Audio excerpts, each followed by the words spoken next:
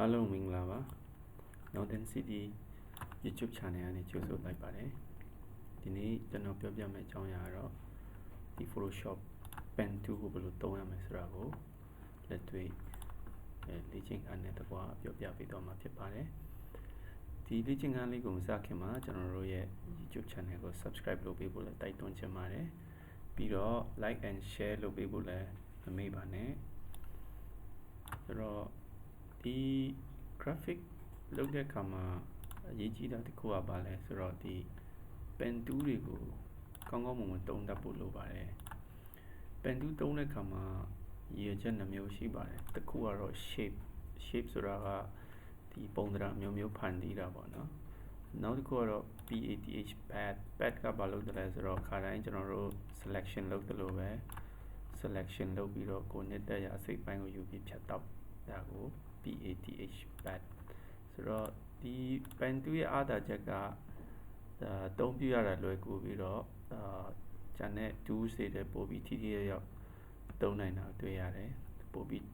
ဖြတ်တောက်တဲ့အခါမှာပို့ပြီးတော့တီးကြတာပေါ့များတော့အဖြစ် graphic designer တွေက pen tool ကိုများတော့အဖြစ်သုံးတာတွေ့ရပါတယ်ဆိုတော့အခုပထမဆုံးအနေနဲ့ကျွန်တော်တို့ဒီမှာ shape ဆိုတဲ့ဟာကိုရွေးလိုက်အောင်เนาะဒီမှာလေ့ကျင့်ခန်းအနေနဲ့ကျွန်တော်တို့ဘာလုပ်ပေးရမလဲဆိုတော့ဒီနေရာမှာကျွန်တော်လေ့ကျင့်မဲ့အကြောင်းအရာဒီပုံလေးတွေကိုကျွန်တော်တို့ဆွဲကြည့်အောင်ဒီပုံ6ပုံဆွဲပြီးတာနဲ့ pen tool မှာရှိတဲ့ပေါင်းခြင်းနှုတ်ခြင်းဒီ convert point to ဆိုတော့ point ကနေဒီဘာခေါ်မလဲ curve ကိုပြောင်းနေဒီ tools လေးတွေနဲ့ရှင်းနေတော့လို့ဒီလေ့ကျင့်ခန်းလေးကို practice လုပ်ရခြင်းဖြစ်ပါတယ်ဆိုတော့အခုစလိုက်အောင်နော် new ဒီမှာ international paper ကိုယူလိုက်မယ်ဆိုတော့ကျွန်တော်တို့ပထမဆုံးပုံအနေနဲ့တန်းတစ်လုံးပုံကိုယူလိုက်မယ်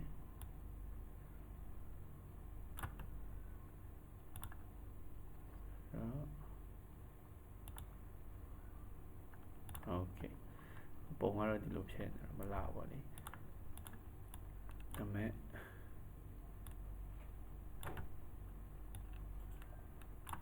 လောင်းပြင်လို့ရပါတယ်ဒီမှာ point 2ဆို alter လေးဖြည့်ချင်လိုက်ရတယ် alter မဖြည့်ချင်ရင်ဒီနေရာကိုတွားပြီးတော့ဒီ convert point 2ကိုဆိုတော့ဒီလိုလည်းတွားလို့ရပါတယ်ဆိုတော့ control ပြန်ဖြည့်မယ် control ဖြည့်ခြင်းအဖြစ်ကိုလိုချင်တဲ့ပုံစံဖြစ်အောင် control လုပ်ပြီးတော့ပုံဖော်ကြမှာဖြစ်ပါတယ်ဆိုတော့ကိုလိုချင်တဲ့အနေထားရပြီဆိုရင်တော့ဒါ okay သွားပြီပါနော်ဆိုတော့ဒီတန်လုံးပုံလေးဖြစ်သွားပြီဆိုတော့ကျွန်တော်နည်းနည်းလေးချုံမယ်ဆိုတော့နောက်တစ်ပုံကဘာလဲဆိုတော့နောက်တစ်ပုံကချက်ချင်းနော်နောက်တစ်ပုံကကျဲပုံလေးဖြစ်တော့ practice ဆက်ဆွဲကြမယ်ကျဲပုံ1 2 3 4 5စမကိုပြန်ပြီးတော့ရအောင်ခောက်ပြီးပါဆိုတော့အဲ့လိုလေးဖြစ်ပါမယ်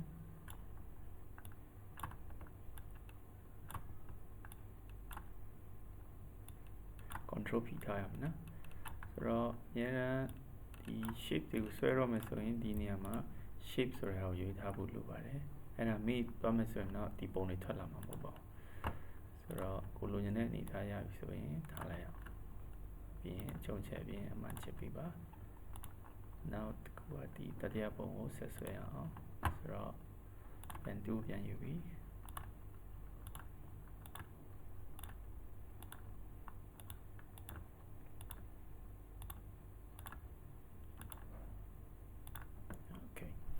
ဆိုတော့အခုကျွန်တော်ကဒီ convert point 2ကိုယူမယ်ပြီးတော့ဒီလေ့ကျင့်ခန်းတွေအတကယ်ဆိုရင် Illustrator မှာပို့ပြီးသုံးရတာပိုအဆင်ပြေပါတယ်ဒီ Photoshop ကpixel base ပေါ့နော် graphic ဖြစ်တဲ့အတွက် dot ကိုအခြေခံတဲ့ graphic ဖြစ်တဲ့အတွက်ဖြတ်ညက်ဆွဲတဲ့ပိုကောင်းပါတယ်ဆွဲတာကတော့တကယ်ဆိုရင်တော့ Illustrator မှာပိုကောင်းတယ်ဒါမဲ့ကျွန်တော်တို့ကဒီလေ့ကျင့်ခန်းရဲ့ဒီ tools ရဲ့အစိတ်ပိုင်းကိုသိအောင်လို့ဒီလေ့ကျင့်ခန်းတွေကိုလေ့ကျင့်ရခြင်းဖြစ်ပါတယ်ဆိုတော့လိုချင်တဲ့ပုံစံရပြီဆိုရင်ဒါ okay ဆိုတော့နောက်တစ်ပုံဆက်ဆွဲအောင် ပဲပြန်ယူမယ်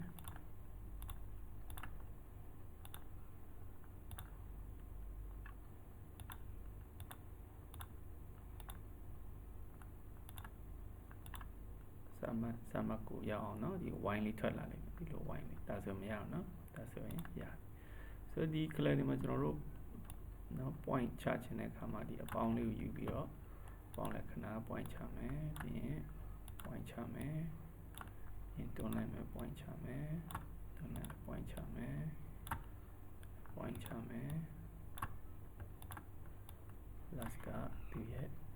wine လေးကိုချတာဖြစ်တယ် control ဖိပြီးတော့လိုချင်တဲ့အနေထားရအောင် adjust လုပ်လို့ရပါတယ်ဆိုတော့လိုချင်တဲ့အနေထားဖြစ်သွားပြီပုံစံထွက်သွားပြီဆိုတော့เนาะထားလိုက်အောင်အချုံချက်ဆိုရင်စတုထမြောက်ပုံပြီးသွားပြီဆိုတော့နောက်တစ်ပုံကရိုးပုံဖြစ်ပါတယ်ဆိုဒီကနေဒီတိုင်းပဲဆွဲတော့မယ်နော်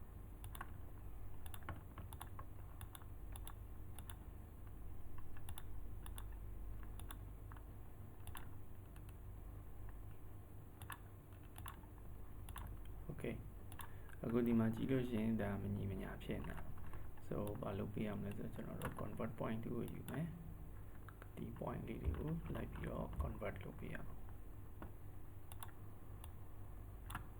ခုံးတော့မယ်နော်ဝိုင်းလေးဖြစ်သွား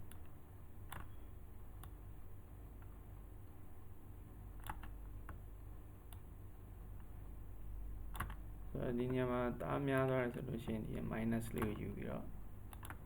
ဆိုရင်ပြောက်သွားမယ်ဆိုတော့အခုကျွန်တော် point 2ပြန်ယူမယ်ဒီပြေးလေးဖြစ်သွားမယ် okay ဒါဆိုရင်ကျွန်တော်တို့အယိုးပုံလေးကို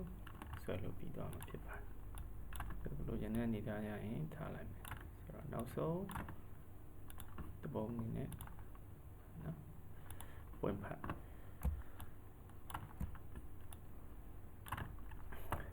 ဘကဒီနေတော့ဒီနာဆိုရင်ဒီ spike ကို6ခုလောက်ယူလိုက်နော် spike ကို6ခုပြန်ညီမယ် control ဖိထားမယ်နော်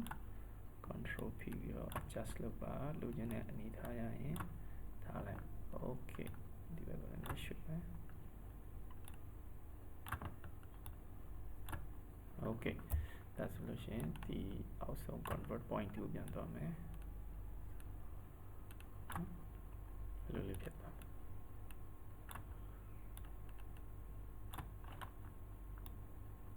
okay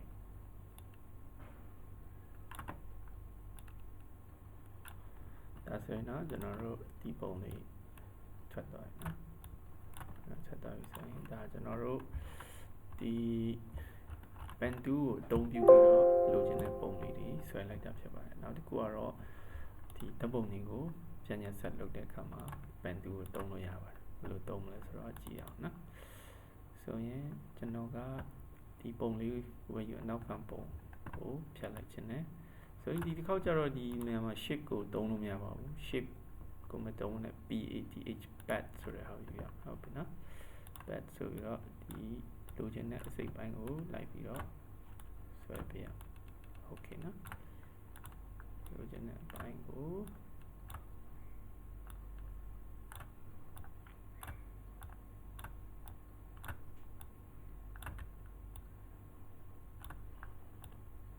graphic တမားတွေကတော့ pen 2ကိုကြိုက်ကြပါတယ်အဲ့တော့ဒီဓာတ်ပုံတွေကိုဖြတ်တဲ့အခါမှာ pen 2မသုံးဘဲနဲ့တခြား lasso tool တွေလည်းရှိပါတယ်နော်နဲ့ဟိုအဆင်ပြေမဲ့ဟာကိုနဲ့ပို့ပြီးသုံးလို့အဆင်ပြေမဲ့ tools တွေကိုရွေးချယ်ပြီးတော့သုံးလို့ရပါတယ် okay so control enter တစ်ချက်နဲ့ချမယ်နော် control enter ခောက်လိုက်လို့ရှိရင်ဒီ shift selection ဒါမှမဟုတ်ဒီကြားထဲမှာ make selection ဆိုပြီး right click ခောက်ထဲမှာ make selection နဲ့ရတယ်ဒါမှမဟုတ် control enter တော့လွယ်ဆုံးပဲဒါဆိုလို့ရှိရင်ကျွန်တော်က control C control V ဆိုလို့ရှိရင်အခုဒီ control C copy paste လုပ်တဲ့အခါမှာသူကလွယ်ပြီးကြတဲ့ပုံလေးပါမလာတော့ဆိုလို့ရှိရင်ကျွန်တော်လေးရာတစ်ခုယူလိုက်မယ် ကျွန်တော်နေတက်တဲ့ background လေးတစ်ချက်ယူလိုက်မယ်အပြည့်ယူလို့ရတယ် color ကိုကျွန်တော်လောလောဆယ်တော့စိတ်ယူလိုက်မယ်ဆိုရင်ရှင်အဲ့လိုဖြစ်တော့လားဆိုရင်အခုဒီမှာအဖြူလေးတွေရှိနေတော့နော်အဖြူလေးတွေရှိရင်နည်းနည်းလေးချော်တက်လို့ရပါတယ်ဆိုရင် erase background to okay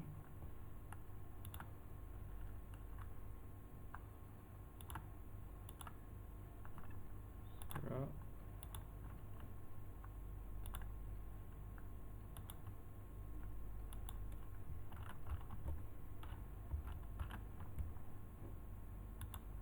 okay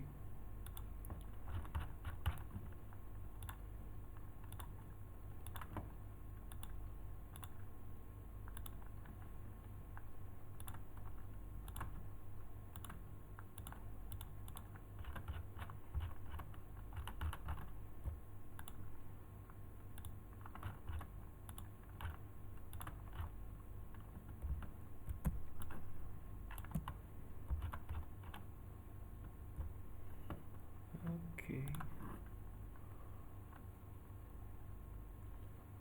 select to the magic selection တော့ဒီအထက်ကိုနည်းနည်းလေးဝင်အောင်ကျွန်တော် modify ထဲမှာ expand ကိုနည်းနည်းယူလိုက်မယ်နော်2လောက်ယူလိုက်မယ်ဆိုတော့အထက်ကိုနည်းနည်းဝင်သွားလိမ့်မယ် expand ဒီမှာနော် expand ယူလိုက်မယ် okay so အထက်ကိုနည်းနည်းလေးဝင်သွားတာတွေ့ရမယ် so နောက်တစ်ခုကကျွန်တော် feather ကိုလည်းနည်းနည်း9လောက်ယူလိုက်မယ်နော်ဒီ transition အဆင်ပြေအောင်ပြီး delete ကိုတစ်ချက်နှိပ်လိုက်မယ်ဒါဆိုရင်ဒီပုံနဲ့နောက်ခံရဲ့ transition ကပို့ပြီးတော့အဆင်ပြေသွားမယ်ဟုတ်ပြီနော်ဆိုရင်ခုဒါမှမဟုတ်လို့ရှိရင်တခြားကျွန်တော်တို့သဘောကျတဲ့ background လေးတွေတစ်ခုခုထည့်ချင်လိုက်ရတယ်ဟုတ်ပြီနော်ဆိုရင်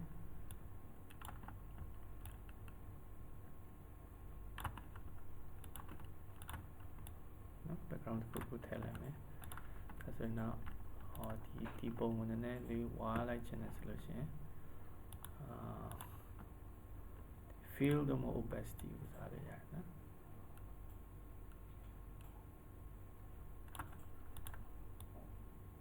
ဆိုတော့ဒါတော့ကိုအဆင်ပြေတော့ချိန်ပြီးတော့စားလို့ရပါတယ် okay အဲ့ဆိုရင်ကျွန်တော်တို့ဒါ pen 2ကိုအသုံးပြုပြီးတော့ပြန်ညက် set practice လုပ်တဲ့အနေနဲ့ဒီလိုမျိုးပုံ 4-5 ခုကိုဖြတ်တောက်ကြည့်ပါအဲ့လိုမေးစရာမေးခွန်းတွေရှိတော့ comment box မှာမေးလို့ရပါတယ်အချို့ဗီဒီယိုနဲ့ပြန်ဖြေရမယ့်ဟာမျိုးဆိုဗီဒီယိုလုပ်ပြီးတော့ပြန်ဖြေကြပါမယ်ခုလိုကြည့်ရှုအားပေးတဲ့အတွက်လည်းအားလုံးကိုကျေးဇူးတင်ပါတယ် subscribe လုပ်ဖို့မေးပါနဲ့နော် like and share လုပ်ဖို့လည်းမမေးပါနဲ့အားလုံးကိုကျေးဇူးတင်ပါတယ်